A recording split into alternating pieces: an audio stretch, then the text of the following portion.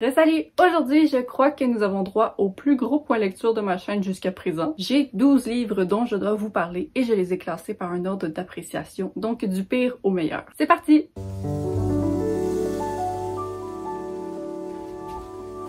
Bon, avant de commencer, j'aimerais juste vous avertir que en octobre, je me fais toujours un marathon de thriller horreur policier. Donc aujourd'hui, il va y avoir 7 des 12 livres qui feront partie de cette catégorie. Mais si jamais ce sont des genres littéraires qui ne vous intéressent pas d'inquiétude, en novembre, je retourne immédiatement à ma variété habituelle. Voilà, vous êtes avertis et maintenant, allons-y avec le pire livre que j'ai lu ce mois-ci. Sans véritable surprise, ça a été Killer Game de Stephanie Perkins, qui est la VF du livre There's Someone Inside Your House. C'est un thriller jeune adulte qui se déroule dans un petit village où peu à peu il y a des étudiants qui se font assassiner. On suit une fille qui a des secrets, qui développe une relation avec un garçon et il se retrouve mêlé à tout ça. Honnêtement, juste à raconter le résumé, je peux sentir l'indifférence reprendre possession de mon corps parce que dans ce livre, il n'y avait pas de tension. Il y avait un meurtre, ok.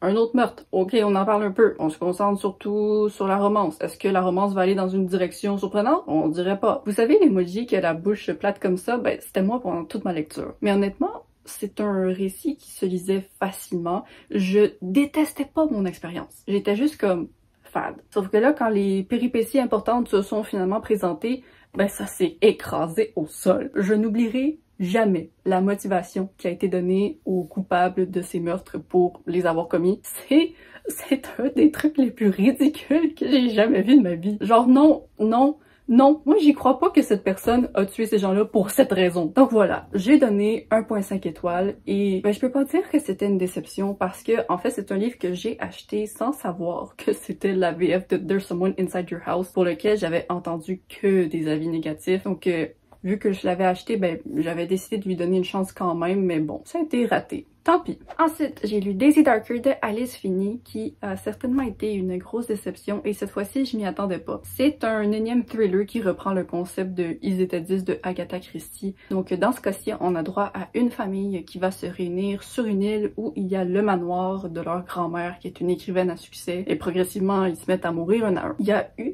des éléments nouveaux qui ont été introduits à ce concept cette fois-ci. Sauf que le problème, c'est qu'ils ont été introduits à la toute fin. L'ambiance était là, le contexte était là, mais le livre en tant que tel, pendant, je peux même pas dire un pourcentage parce que ce serait comme 99%. Pour moi, il y avait rien de particulièrement haletant. C'est bizarre parce que moi, ce concept d'un lieu clos où il y a des gens qui meurent, il faut que tu devines c'est qui le fait, c'est quelque chose dont je ne me fatigue pas. J'en ai lu beaucoup des livres qui reprenaient ça et qui ajoutaient pas nécessairement quelque chose de nouveau, mais j'y ai investi. Là, c'était juste lent et bah. Le livre a juste pas réussi son boulot qui était de me divertir. Et là, la fin est arrivée et oui, il y avait un élément nouveau. J'apprécie ce que l'autrice a voulu faire. J'aime ça quand les gens poussent un peu les limites, sauf que je sais pas si ça m'a plu nécessairement et ça m'a certainement pas fait oublier l'ennui des 300 pages en arrière. C'était une des sorties de 2022 que j'attendais, donc ça a vraiment été un gros flop. Je lui ai donné 2 étoiles. Peut-être que ça va cliquer avec quelqu'un d'autre, mais moi je le recommande pas particulièrement. Le prochain livre que j'ai lu et qui s'est retrouvé au bas de la pile, c'est Game de Barry Lyga. C'est le 2e tome de la série jeune adulte I Hunt Killers qui, c'est le même titre en français. En fait, je les ai lus en français. Et donc dans cette trilogie, on suit un garçon qui est le fils d'un tueur en série et qui s'est fait un peu entraîner par son père pendant toute son enfance. Mais là, maintenant qu'il est presque adulte, il utilise ses connaissances pour attraper des tueurs. Bon, là, je sais que le livre a été placé assez bas dans mes lectures du mois, mais je suis contente de l'avoir lu. Je suis contente d'avoir continué la série. C'est un concept que j'apprécie et ça m'a quand même divertie pendant ma lecture, mais ce qui fait que ça a été une déception au final, c'est que les lacunes du premier tome, elles se sont vraiment amplifiées dans ce deuxième. Genre oui, notre protagoniste est expert, il connaît ça les meurtres, mais il agit tellement comme un je sais tout, un expert. Des fois il disait quelque chose, puis j'étais comme je sais que t'es confiant. C'est bien d'avoir confiance en tes capacités, et dans ce cas-ci tes capacités sont bonnes, mais ferme-la un peu. Et aussi, vers la fin du livre, tous les personnages ont commencé à prendre des décisions les plus idiotes au monde. Et ça se termine sur une sorte de cliffhanger où tu sais même pas si dans le 3e tome il va y avoir un seul personnage qui est encore en vie. Mais puisque ils s'étaient tous retrouvés dans cette position à cause de leurs propres mauvaises décisions. Et moi j'étais comme hey, c'est de votre faute. Moi, je m'en fous si vous survivez ou non, c'est de votre faute. Donc c'est ça. J'ai décidé de conclure ma lecture ici, je vais pas lire le troisième. Et aussi, j'aimerais juste avertir que dans ce livre, il y a des personnages qui sont racistes, mais tu sais, ce sont des vilains, donc clairement, le racisme est dénoncé, c'est pas présenté positivement. Mais il y a quand même eu des interactions que j'ai trouvées très dures à lire. Et clairement, moi, je suis pas la personne qui reçoit ces commentaires-là dans la vie pour des raisons apparentes. Mais je tenais à le mentionner parce que je me suis dit, si ça a été difficile pour moi, ben pour quelqu'un qui est concerné par ces commentaires, ça va peut-être pas vous tenter de lire ça. Ça se produit pas extrêmement souvent, mais je voulais juste le mentionner parce que c'est quand même quelque chose qui est ressorti en moi. Donc voilà, je vais donner 2,75 étoiles. Malgré tout, je continue à recommander le premier ton. Pour du thriller jeune adulte, ça reste une bonne option, mais voilà, je ne terminerai pas la série comme mentionné. Ok, le prochain livre. Je pensais pas qu'il atterrirait aussi bas sur la liste. Peut-être que mes attentes étaient trop hautes, et c'est Arrêtez-moi de Lisa Gardner. Ce livre parle d'une femme qui est convaincue qu'elle va mourir le 21 janvier parce que ça fait 2 ans où à chaque année, il y a une de ses 2 meilleures amies qui se fait tuer. Et donc là, elle se dit, ben, le meurtrier, il va finir le trio, il va me tuer le 21 janvier aussi. Moi, j'adore ce concept, j'adore. Sauf que dans le livre, on suit quand même plusieurs points de vue différents. Genre, ça fait partie de la série de la détective Warren, donc on a sa perspective, on a plusieurs points de vue différents, et ce que je veux dire, c'est que j'aurais vraiment plus apprécié le livre si on ne faisait que suivre la perspective de la femme qui va peut-être se faire tuer. Mais en même temps, je comprends que c'était pas possible de juste la suivre elle parce qu'il y a certaines révélations qui fonctionnent pas avec ça. Mais voilà, les changements de point de vue, il faisait un peu retomber l'attention pour moi. C'est un livre que je m'attendais à dévorer, à lire avec beaucoup d'entrain, et ça a été une lecture sympathique et agréable du début jusqu'à la fin. Sauf qu'il manquait l'attention à moi, il manquait quelque chose. J'étais presque à la limite d'être ennuyée. J'étais pas ennuyée, mais j'étais pas loin de l'être. C'est peut-être parce que j'ai déjà eu un coup de cœur pour une œuvre de la même autrice qui s'appelle Lumière Noire. Donc peut-être que je comparais mes sentiments en lisant Lumière Noire à ceux que j'avais en lisant ça. En tout cas, j'ai donné 3 étoiles. C'est un bon livre. Honnêtement, j'espère sincèrement que mon avis ne va pas vous décourager de le lire parce que je pense que beaucoup de gens ont des grandes chances de l'adorer. Je sais pas pourquoi moi je l'ai pas adoré, mais il y a quand même du bon stock là-dedans là. Ok, maintenant on passe aux critiques qui sont un peu plus positives. J'ai déjà hâte de parler de mon meilleur livre du mois, mais pas tout de suite. Là je vais vous parler de Meurtre mode d'emploi de Holly Jackson. Ça parle d'une étudiante qui décide d'enquêter sur un meurtre qui a été déjà résolu depuis des années. Tout le monde est convaincu du coupable, mais elle, non. Elle se dit, elle est pas sûre que c'était lui finalement. Donc elle décide de faire de cette enquête son travail d'école final et elle va essayer de découvrir la vérité. C'était une lecture vraiment plaisante. Je comprends pourquoi tout le monde aime ça. Je regrette un peu de l'avoir lu au moment où je l'ai lu dans ma vie, même si ça aurait pas été possible de le lire vraiment plus tôt parce que ça n'a pas été publié il y a si longtemps que ça. Mais comme je sais que si j'avais lu beaucoup plus tôt dans ma vie de lectrice, je l'aurais beaucoup plus aimé. Je l'ai quand même aimé. Les personnages étaient bons, le rythme était bon, l'enquête prenait des revirements très souvent. C'est juste que à chaque fois qu'on se lançait dans une scène, j'avais le sentiment en moi de savoir qu'est-ce qui allait s'en venir. C'est pas nécessairement que j'avais deviné les dévoilements, mais c'est que à chaque fois qu'il y avait une scène, je sentais son schéma dans mes tripes. J'étais comme ok, le personnage va réagir de même et là ils vont décider de faire ça après ça. Et souvent c'était vrai. Il y a aussi eu une trope que je déteste. Je vais te mentir et vraiment te faire du mal parce que si tu restes avec moi, tu vas être en danger. Et c'est pas réaliste qu'une étudiante soit capable d'aller fouiner partout comme ça sans se faire arrêter. Mais bon, ça, je suis prête à mettre ces éléments de côté. En tout cas, j'ai apprécié le dénouement final. C'est difficile, mais ça arrive. Je trouve que c'est un livre qui fait très bien ce qu'il vise. Donc, j'ai donné 3,5 étoiles et je vais probablement continuer la série un jour. Ok, maintenant, je vais vous parler de La fille du 6e de A. Arthur.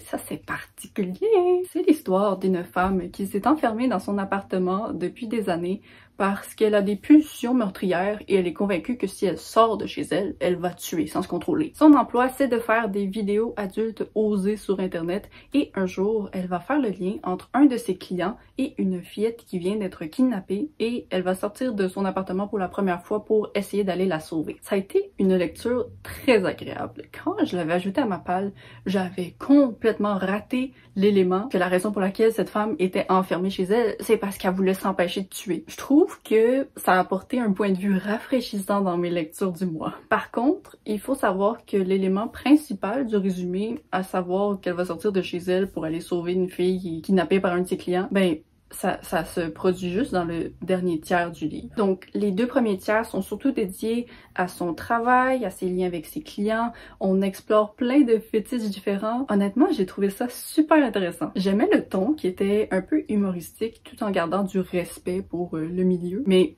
plus j'avançais dans le livre, plus je me disais, ben voyons, c'est quand est-ce que le résumé se passe? Donc voilà, vous êtes avertis, ça prend du temps. J'aurais aimé le savoir, donc je vous le dis. Mais franchement, je recommande. J'ai donné 3,75 étoiles et ça m'a tout à fait diverti. Hey, on change de genre littéraire pour une fois? Eh oui, je vais vous parler de Out There de Kate Falk, qui est un recueil de nouvelles de science-fiction. C'est une vidéo de Books and Lala qui m'avait vraiment donné envie de le lire parce qu'elle était comme, hey, soit vous allez adorer, soit vous allez détester. Et je comprends. Les nouvelles présentent toutes des idées de science-fiction vraiment poussées, mais ça va pas toujours quelque part. En fait, ça va jamais quelque part. Tu fais juste te faire mettre dans une situation, un contexte qui est fascinant, mais après, ça finit. Au départ, chaque fois que je terminais une nouvelle, j'étais comme « Ah, ça s'en allait pas quelque part, ça. » Puis je trouvais ça un peu décevant et je me disais « Ah, ben peut-être que c'est pas pour moi finalement. » Mais une fois que j'ai accepté que ça s'en allait pas quelque part, j'ai arrêté d'être déçue. Donc, je faisais juste apprécier les concepts et j'étais comme « Ok, bye bye. » J'ai donc fini par apprécier ce recueil de nouvelles vraiment plus que je pensais au début. Il y en a qui sont tellement mémorables. Parmi mes préférés, il y a celle où il fallait huiler les murs d'une maison, celle où les organes étaient reliés aux fétiches. Je sais que dit comme ça veut absolument rien dire, mais honnêtement, c'était fascinant. Franchement, en tant que grande fan de science-fiction, il y avait beaucoup de jamais vu là-dedans. J'ai donc donné 4 étoiles et je recommande à condition que vous soyez préparés à ne pas recevoir de réponse. Genre si dans la vie il vous faut des réponses, ne lisez pas ça. Maintenant, nous entrons dans le top 4 des meilleures lectures que j'ai faites ce mois-ci. Et là, si vous suivez les chiffres, vous êtes comme comment ça peut être un top 4 s'il reste 5 livres? Mais c'est parce que j'ai lu un livre de non-fiction auquel j'ai donné aucune note, donc ça je vais juste le présenter à la fin. Là, c'est vraiment le top 4. Et en 4e position, nous avons Les Pénitences de Alex Viens. C'est pas un roman d'horreur ou de thriller, mais ça aurait pu tout aussi bien l'être. C'est une autofiction qui parle d'une fille qui visite son père abusif pour la première fois depuis une décennie et qui se retrouve à nouveau très rapidement prise dans son piège. Ce livre, c'est lourd, c'est facile à lire, mais c'est pas facile à digérer. L'auteuresse nous amène dans la valse de son lien familial toxique et nous-mêmes, on n'est pas sûr de pouvoir en sortir. Je pense que cette œuvre accomplit très bien tout ce qu'elle souhaite accomplir. Avertissement par contre pour mes abonnés européens, ce livre est extrêmement québécois. Genre, il y a un tabarnak placé entre chaque respiration de personnage là. Vous êtes avertis. En tout cas, c'est définitivement un livre que je recommande si vous êtes dans l'état de lire quelque chose comme ça. Je pense que pour des gens qui ont eu des expériences similaires dans leur vie, soit ça va vraiment les aider parce que ça valide tout ce qu'ils ont vécu, soit ça va peut-être les étouffer. Parce que même moi, sans avoir vécu quelque chose d'aussi grave, j'étais étouffée. Par contre, on dirait que ce livre ne m'a pas rejointe autant que je le pensais. C'est peut-être parce que je me le suis tapé aux petites heures de la nuit comme ça, et quand je me suis réveillée le lendemain matin, ben c'était déjà peut-être un rêve à moitié oublié. Je veux dire, je me souviens de tout ce qui s'est passé dans le livre, là, je l'avais pas oublié le lendemain, mais ça a juste pas été le coup de poing auquel je m'attendais. Ça reste quand même un très bon coup de poing, donc j'ai donné 4,25 étoiles et définitivement une des meilleures sorties québécoises de l'année. Et là je dis ça, j'ai tellement pas lu beaucoup de sorties québécoises cette année que... En tout cas, je suis certaine que ça fait partie des meilleures de l'année. Ensuite, la 3e position est revenue à un de mes auteurs préférés à vie, qui est Sylvain Neuvel avec son livre No Kindness Too Soon. Le truc qui est dommage avec ce livre, c'est qu'il est uniquement disponible en livre audio sur Audible parce que j'imagine que Audible l'a approché pour être comme fais-nous un livre exclusif, comme ça on va attirer des gens comme moi sur notre service. Donc j'ai pris mon essai gratuit de 3 mois pour l'écouter et je recommande le livre, je l'ai beaucoup aimé, mais je ne recommande absolument pas Audible.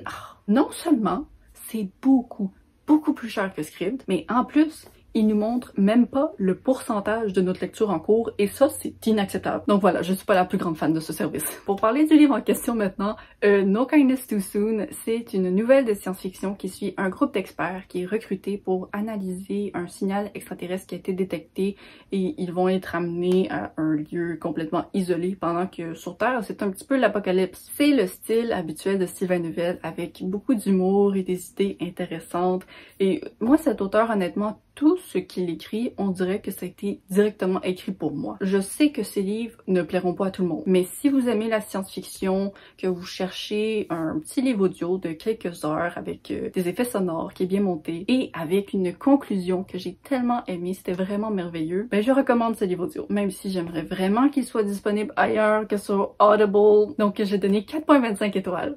Est-ce que j'ai donné ma note au dernier livre?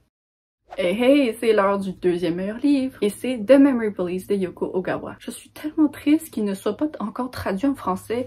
S'il y a une maison d'édition qui me regarde en ce moment, désolé si j'ai déjà vraiment comme insulté un de vos livres. Mais deuxièmement, s'il vous plaît, traduisez ce livre. Donc c'est une histoire qui se déroule sur une île où il y a une Memory Police qui fait disparaître des choses régulièrement. Donc au début, c'est des trucs comme les chapeaux disparaissent, les oiseaux disparaissent, les roses disparaissent. Et progressivement, ça devient des trucs de plus en plus importants. On s'avance sans trop savoir c'est quoi The Memory Police. On sait pas pourquoi ils font disparaître des trucs. Donc c'est le genre de livre qui va vraiment frustrer les gens qui sont en quête de réponses.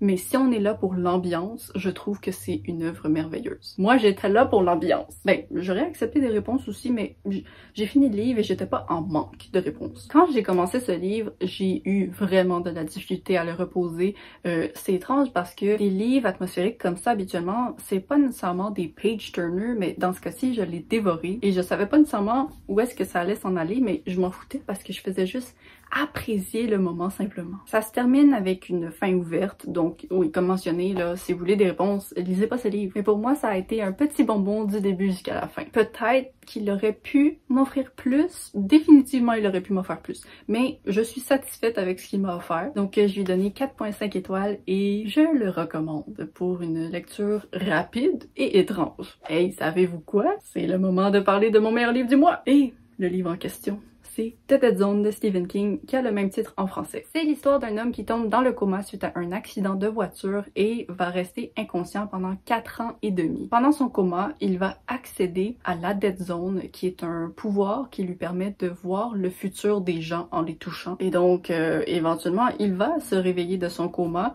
et on va voir notre personnage gérer ce qu'il a perdu pendant ces années de coma et gérer les conséquences de son nouveau pouvoir. J'ai absolument adoré ce livre.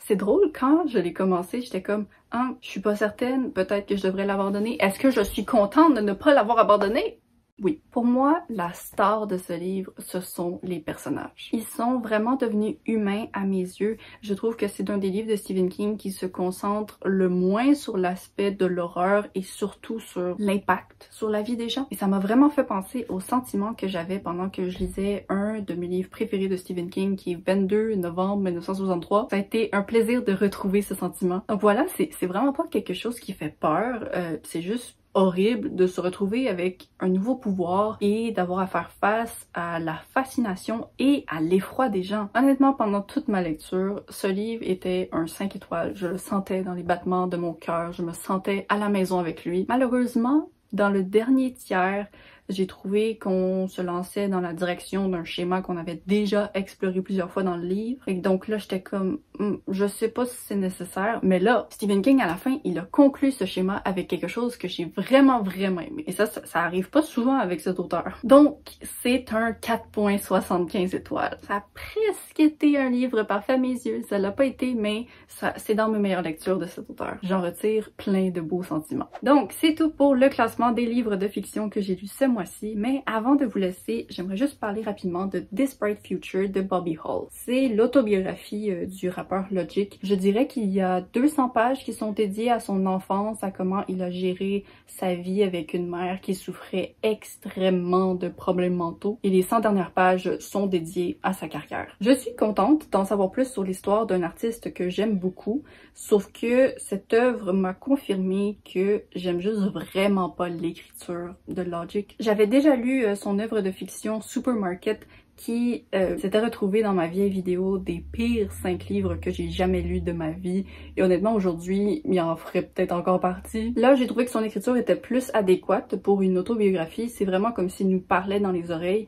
mais à l'écrit, j'aime juste vraiment pas ça. Et donc, je l'ai lu très lentement parce que je pouvais pas encaisser plus que comme 15 pages à la fois. En tout cas, j'ai beaucoup d'empathie pour ce que Logic a traversé avant et pendant sa carrière. Et ce livre n'a fait que me confirmer que je ne veux jamais être riche et célèbre. Non merci. C'est donc ce qui conclut les 12 livres dont je souhaitais vous parler aujourd'hui. Mais avant de vous laisser, j'aurais une question un peu inhabituelle à vous poser. Et ça concerne le fait que, honnêtement, je me sens un peu mal de poster une vidéo où il y a un genre littéraire qui la domine principalement parce que je préfère toujours garder ça varié pour que tout le monde puisse trouver un livre qui les intéresse. Mais donc, j'aimerais savoir de quelle catégorie d'abonnés faites-vous partie? A. Vous aimez les thrillers horreurs policiers. B. Vous n'aimez pas les thrillers horreurs policiers, mais vous aimez m'écouter en parler. C. Vous n'aimez pas ces genres littéraires et vous sautez simplement les sections où je parle de livres qui ne vous intéressent pas. Je suis vraiment curieuse d'entendre vos réponses, donc merci d'avance si vous répondez. Et voilà, je vous remercie d'avoir regardé la vidéo. N'hésitez pas à vous abonner pour ne pas manquer la suivante. Je poste les vendredis à 10h30 pour le Québec et 16h30 pour la France. Bye bye!